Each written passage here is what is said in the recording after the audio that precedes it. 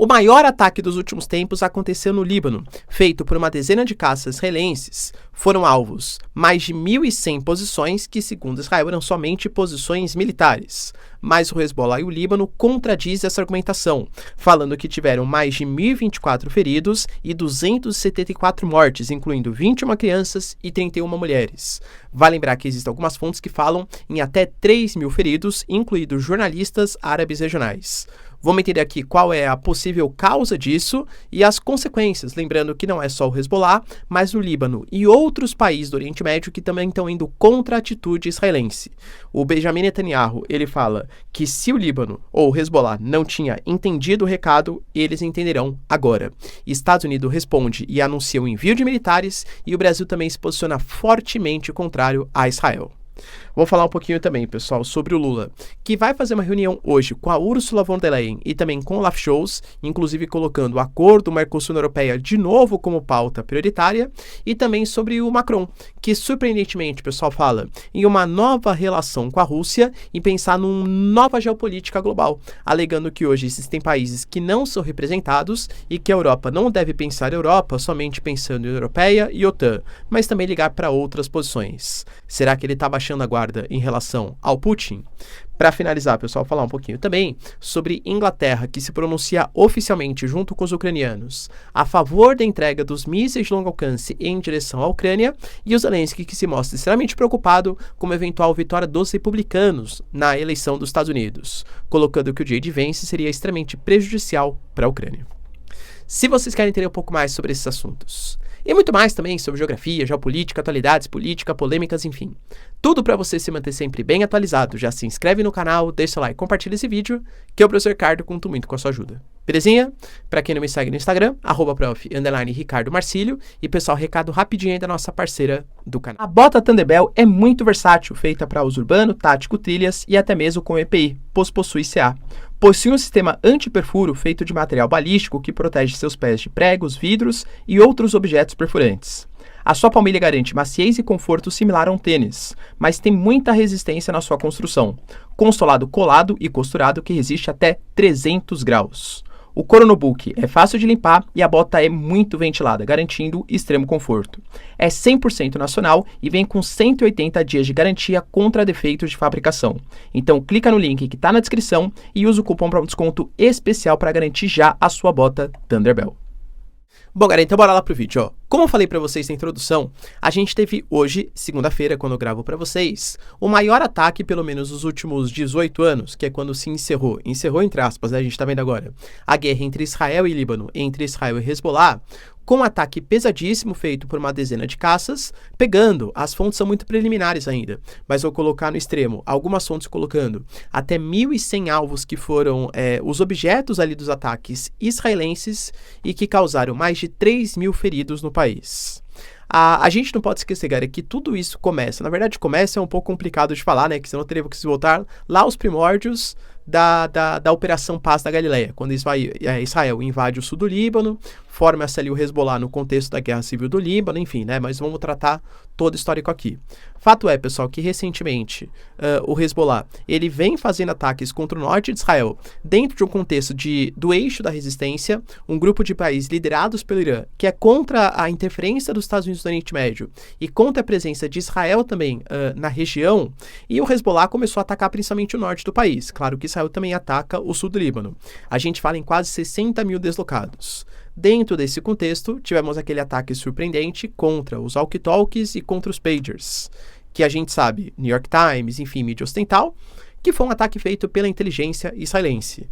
Pela primeira vez, Israel se pronunciou, não exatamente o primeiro-ministro Benjamin Netanyahu, mas o Herzog, que é o presidente do país, colocando que Israel não tem nenhuma relação com as explosões que aconteceram no Líbano. Agora, convenhamos que para mim parece bem estranho, tá? Mas, enfim, palavras do presidente israelense, que é o chefe de Estado do país. E aí começaram os ataques de maneira mais profunda. Inclusive com Benjamin Netanyahu colocando que se eles não entenderam o Hezbollah, né, até agora os ataques, que eles entenderão no futuro. E o Hezbollah falando que abriu uma guerra indefinida contra Israel. Ou seja, que só acaba quando tiver algum tipo de solução benéfica para o Hezbollah. Lembrando que uma coisa é o Líbano, outra coisa é o Hezbollah. O Hezbollah é uma milícia, é um partido político, é um grupo armado do Líbano. Líbano, mas não é exatamente o Líbano, são coisas diferentes. Inclusive, nas últimas eleições, eles até perderam um pouco a representatividade dentro do parlamento libanês, também por conta dos acontecimentos lá de 2019, o Hezbollah perdeu um pouquinho de credibilidade ali, principalmente no sul do Líbano, tá? Mas a gente teve, por exemplo, o Hezbollah como uma resposta aos walkie-talkies, aos pagers, fazendo ataques em várias posições, inclusive lançando foguetes que são muito mais tecnológicos que os foguetes do Hamas, isso é um ponto bem importante. O Hezbollah, ele tem centenas de milhares de combatentes, ele tem reconhecimento do Líbano, que é um país reconhecido pela comunidade internacional, tem uma ligação muito forte com o Irã, até geograficamente é muito mais difícil você cercear ou, enfim, né, prender, entre aspas, o Hezbollah do que é, por exemplo, o Hamas, que está entre o Mar Mediterrâneo, Israel e Egito, então não tem muita saída, né, para a região, e o Hezbollah conta com um arsenal extremamente poderoso. O Hezbollah fez um ataque contra a Haifa, que eles alegaram que era contra a empresa Rafael, que é uma empresa de tecnologia militar em Israel. Só que a gente teve cerca de 1 milhão de civis buscando abrigos ali no norte do país. E Israel fala que os objetivos foram objetivos de civis. Então temos aí a discordância de opiniões, de relatos. O próprio Yoav Galan, galera, colocou que é para os civis que ali estão obedecerem às sirenes, né? Que alertam e indicam os bombardeios inimigos e para que eles, de fato, se refugiem nos abrigos destinados pelo governo. Ou seja, uma situação perigosa para os habitantes do norte de Israel. E aí Israel, como eu falei para vocês na segunda-feira, lançou uma série de ataques, principalmente, pessoal, com caças em direção ao sul do país e também ao Vale do Bekaa, que é uma regiãozinha, pessoal, que segundo Benjamin Netanyahu, conta ali com munições, com equipamentos, com mísseis, com uma série de questões ali importantes que são destinadas para o Hezbollah. Ah, professor, mas eu vi que Israel, na verdade, avisou, né? Primeiro que assim, imagina depois de saber a notícia que pagers e walkie-talkies explodiram depois de receber uma mensagem e aí alguém te liga, sendo do Estado de Israel, pedindo para você evacuar algumas posições. Eu ficaria com um pouco de medo, tá? Pra vocês terem uma noção, galera, desse ataque, o quão revolucionário, o quão poderoso ele foi, até o Irã tá fazendo uma espécie de pente fino, pedindo para que todos os equipamentos de comunicação das organizações, dos militares do país, sejam simplesmente jogados fora. Imagina o quanto que atrapalha a logística uma organização militar sem equipamento de comunicação e tá fazendo uma averiguação assim, pente fino mesmo, tá? Em histórico familiar, para saber se alguém teve algum tipo de viagem estranha em direção ao país ocidental, se recebeu algum dinheiro de origem que não sabe exatamente como explicar, porque a gente sabe que o Mossad, a agência de inteligência israelense, é extremamente poderosa, tá? E pode ter, claro, infiltrados. Vídeo ataque que aconteceu contra o Ismail Haniyeh em território iraniano. Uma liderança do Hamas foi morto no Irã, tá? Por uma bomba que foi colocada ali embaixo da residência onde ele estava. Então, claro que, né, que isso desperta algum certo perigo. Mas como eu falei para vocês, beleza, então mandou evacuar.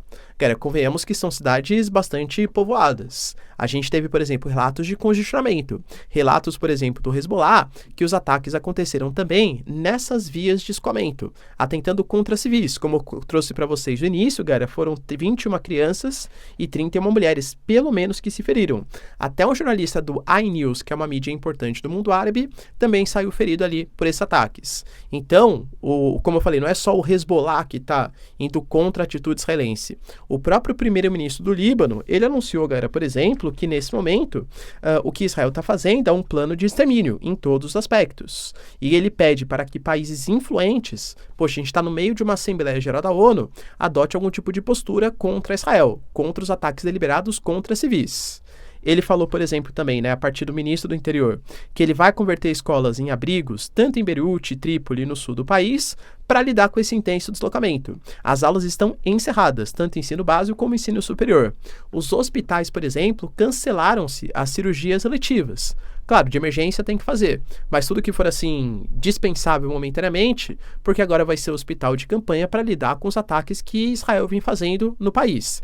E aparentemente não tem data para acabar, enquanto o Hezbollah continuar atuando ali nas posições do sul do Líbano, entende? Então isso pode despertar, porque como eu falei para vocês, o Hezbollah, ele tem uma conexão muito maior, uma ira de todo o chamado eixo da resistência, da Síria, do Hezbollah, Jihad Islâmica, a Hamas, membros do Paquistão, membros do Iraque, os Houthis no Iêmen, que já fizeram inclusive ataques, entende? Então isso pode escalar para uma coisa muito, muito, muito mais perigosa. No momento, a gente tem uma recomendação, principalmente do Brasil, né, para que ninguém viaje em direção ao Líbano, e segundo o Celso Amorim, que lembrando, o pessoal também está participando de cúpulas importantes nesse momento, ele se pronunciou e falou que esse ataque, assim, é totalmente revoltante e a atitude de Israel coloca o mundo em risco de guerra geral. Ele reclama, galera, que o Líbano é um local onde você tem muitos brasileiros e, de fato, né, como eu falei, o Líbano não é só o Hezbollah, o Líbano tem a presença de uma comunidade cristã bem interessante, existem vários descendentes de libaneses, inclusive cerca de 10 milhões, tá, que tem algum tipo de relação com o Líbano familiar aqui no território brasileiro, e o Celso Amorim falou que se em 2006, na época da guerra Israel e Hezbollah, o Brasil atuou para recuperar os brasileiros, dessa vez o Itamaraty também está planejando fazer alguma coisa. Mas ele já falou que desde agosto ele já recomenda para que nenhum cidadão brasileiro viaje em direção ao país. Ou seja, uma guerra está se estabelecendo entre Líbano e Israel. Israel coloca que o objetivo não é o Líbano, é o Hezbollah. Mas como o Líbano aceita a existência do Hezbollah, a consequência vai ser também contra o país. Enquanto isso, galera, para vocês terem uma noção do que está rolando, o próprio Estados Unidos anunciou o envio de mais militares. Palavras oficiais do Pentágono. Eles não falaram exatamente quantos, como, em quais bases esses militares vão se instalar. Até porque a gente tem uma série de bases militares, estimam-se hoje, tá? Mais ou menos 4 mil, oficialmente, né? Extraoficialmente deve ser muito mais do que isso. Mas oficialmente falando, 4 mil militares americanos em bases espalhadas pelo Oriente Médio, além do destacamento também de porta-aviões, no Mar Mediterrâneo, próximos ali também do Mar Vermelho, Golfo de Aden. Então, sim, a presença militar americana é muito grande. E se eles estão deslocando mais homens, equipamentos militares, é óbvio que existe uma preocupação gigantesca para um possível escalonamento do conflito. E como eu falei para vocês, não acho que é porque os americanos eles estão super preocupados com a causa palestina, ou com a causa árabe no Líbano, ou com a Aliança Islâmica. E sim porque eles sabem que existe uma disputa ferrenha, uma eleição nos Estados Unidos altamente disputada, em que a Kamala Harris e o governo Biden têm que tomar muito cuidado para não desagradar judeus nem islâmicos. O estado da Pensilvânia, por exemplo, é um reduto importante de judeus, que tradicionalmente votam mais os democratas. Foram até criticados pelo Trump recentemente. Se eles adotarem uma medida muito contra Israel, isso pode fazer com que o eleitorado judeu perca na Pensilvânia, que é um estado swing state, super importante, decisivo para as eleições americanas. Professor, então vou apoiar Israel. Mas aí tem Michigan, por exemplo, uma região que tem muito islâmico. E aí, será que os islâmicos vão compactuar com uma atitude muito agressiva ou com apoio, por exemplo, deliberado a Israel, sendo que está fazendo ataques contra o sul do Líbano? É uma questão que se coloca, galera, bem pertinente, bem interessante, tá? Por enquanto, os americanos estão desesperados para que a guerra não escalone, pelo menos até o momento das eleições. A gente teve também, pessoal, ou vai ter ainda, né? Uma cúpula super importante, lembrando que o Lula está em Nova York, né, participando da Assembleia Geral da ONU. Falou ontem, né, a gente até fez um vídeo aqui gravando sobre o assunto, mas hoje ele vai se reunir com lideranças europeias. Primeiro com a Ursula von der Leyen, e depois que é a presidente da Comissão Europeia, e depois com o Olaf Scholz, que é o representante-chefe de governo da Alemanha. O tema que vai ser tratado, pessoal, tenho até vergonha de falar para vocês, mas a culpa não é minha, tá? A culpa é do Brasil, ou do Mercosul e da União Europeia, é o acordo Mercosul e União Europeia.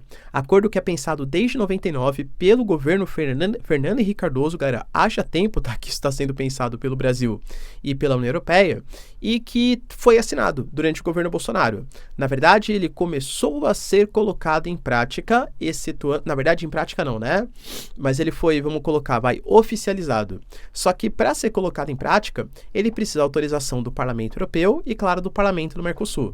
E, além de tudo, o Parlamento dos Estados Nacionais. Então, de todos os membros do Mercosul e de todos os membros da União Europeia. A gente sabe que a Europa tem uma postura altamente protecionista. E dentro do contexto atual, em que existem incêndios, enchentes, tragédias ambientais no Brasil, é claro que fica mais fácil para a França, para a Irlanda, para outros países. Como que eu posso assinar um acordo de livre comércio e fazer com que, sei lá, a cana, a carne, a soja brasileira entre no mercado europeu? Não posso, estaria incentivando o desmatamento, incentivando os incêndios. Então, se já era difícil com os impactos, com desastres ambientais que acontecem esse ano no Brasil, eu diria que assim, existem 31 milhões, né, de justificativas pertinentes para a União Europeia. Que, lembrando, tá? Não acho que defenda isso de fato, mas usa isso como desculpa, como subterfúgio, para fazer o seu protecionismo. O próprio Lula colocou, né, que ele vai tentar evitar que a ocorrência das queimadas dificulte o acordo. Que os europeus, eles passaram quase 30 anos dizendo que era a América Latina, ou o Mercosul, que não queria fechar o acordo, mas que agora eles ficam inventando qualquer tipo de justificativa e tentando argumentar. Para a sorte do Lula, hoje o encontro vai ser com a Ursula von der Leyen e com o Olaf Scholz, que, pelo menos publicamente, tinha uma postura mais não tão agressiva contra o acordo. Agora, se de fato vai sair tendo que ter autorização de todos os países, eu desconfio que não. Lembrando que o Brasil, ele também tenta exercer um pouco mais de protecionismo, só que daí nos produtos industrializados. O Brasil ele colocou uma cláusula, colocando o pessoal que compra as governamentais de produtos do governo, ou seja, coisas que venham para as escolas brasileiras, para o Exército Brasileiro, para os hospitais do Brasil, que sejam federais, estaduais, municipais, tem que vir de produtos do Brasil, ou seja, um certo protecionismo para as repartições públicas brasileiras. Então o Brasil também protege a economia nos setores que acha mais estratégico. Hoje, pessoal, Macron, ele tem um pronunciamento bem interessante e que parece quebrar alguns paradigmas, mas já vou adiantar que acho que não, tá? O Macron, ele, lembrando que está com uma popularidade baixíssima, inclusive desde o movimento lá dos coletes amarelos, bem no início do governo da França, ele não teve uma popularidade tão baixa. Estima-se hoje, a última pesquisa, 25% de aprovação e 75% de reprovação do seu governo. Haja baixa popularidade, hein? E o Macron, ele discursou falando que nesse momento ele deve repensar, ou os europeus devem repensar, a relação com a Rússia e com toda a Europa, que tem que levar em conta a geografia do continente, que não se limita somente à OTAN ou à União Europeia. O mundo precisa de uma nova ordem, com instituições mais justas, se referindo ao FMI, ao Banco Mundial, dentre outras organizações. Lembrando que isso é uma pauta que foi falada pelo Quad também, aliança entre Estados Unidos, Japão, Índia e Austrália, e agora falado também por um membro importante da Europa, que é o Macron. Os Estados Unidos aparentemente apoiam também a reforma, lembrando que critica o Brasil, falando que não aceita o Brasil, até por conta de considerar que o Brasil tem um alinhamento maior com China, com Rússia, tudo tal. Mas a reforma das instituições, que o Brasil, como liderança do G20, vai trazer como tema principal em novembro, é uma pauta importante, e o Macron falou sobre isso. O Olaf Scholz, ele também tinha falado em mudar um pouco as relações com a Rússia. Com as declarações do Zelensky, que quer uma reunião, o Macron falando em pacificação, a Alemanha falando em pacificação, talvez isso indique que já haja um caminho um pouco mais próximo para o estabelecimento da paz. Lembrando que o Zelensky já está também nos Estados Unidos para apresentar o seu plano da vitória para o Biden e para a Kamala Harris. Como vai ser esse plano? Vamos aguardar aí cenas dos próximos capítulos. E para finalizar, pessoal, a gente teve também o David Lammy, para quem não sabe, que é o representante das relações exteriores do Reino Unido, em conjunto com o Zaluzny, que era o comandante-chefe das Forças Armadas da Ucrânia e agora é embaixador da Ucrânia no território britânico. Os dois fizeram um pronunciamento colocando que está mais do que na hora que o mundo se mobilizar em favor da Ucrânia, em favor da cessão de mísseis de longo alcance, seja o Storm Shadow, o Scalp, ou seja o sistema, por exemplo, Ataque MS no HIMARS dos Estados Unidos, para atingir os pontos interioranos ali do território russo. É um avanço importante, né, pessoal? Dentro de um contexto, por exemplo, que aparentemente, segundo o próprio pronunciamento do David Lammy, o Reino Unido é totalmente favorável. Quem deve estar brecando ainda a autorização, pelo menos publicamente, talvez por debaixo dos panos já tenha até autorizado, sejam os Estados Unidos. De novo, penso eu que a coisa deve ser um pouco mais liberada depois das eleições em novembro. E para finalizar, pessoal, a gente teve também o Zelensky dando uma entrevista colocando que tem um pouco de medo da vitória dos republicanos. Ele até citou, falou que não exatamente pelo Trump, porque alegou uma suposta ligação, não sabe exatamente quando essa ligação aconteceu, que o Trump aparentemente parece ter entendido as reivindicações da Ucrânia. Mas ele falou assim, especificamente sobre J.D. Vance, que é o candidato a vice do Trump. O J.D. Vance, ele já foi até em cúpula internacional pedir para que os Estados Unidos não apoiassem mais a Ucrânia, pelo menos não com tanta volúpia, pelo menos não sem saber exatamente o que acontece com o dinheiro dos Estados Unidos. na Ucrânia, que é um país extremamente corrupto, pelo menos não até a Ucrânia apresentar alguns resultados um pouco mais satisfatórios, ou permitir uma maior interferência dos Estados Unidos no país. Então, como o J.D. Vance ele se mostra um pouco mais contrário à ajuda à Ucrânia, o Zelensky tem um pouco de preocupação. Aliás, galera, acho que a postura do Zelensky pedir mais apoio tá também ligado. Se os democratas saírem do governo, eu só tenho mais, estamos finalzinho de setembro, 2 meses. 2 meses aí de uma ajuda com o governo, o poder executivo que me apoia de maneira irrestrita.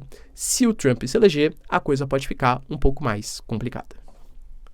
Beleza, pessoal? Deu para entender os principais acontecimentos? Se vocês curtiram o vídeo, então, já deixa seu like, se inscreve no canal. Tamo junto, beijos, abraços e tchau, tchau.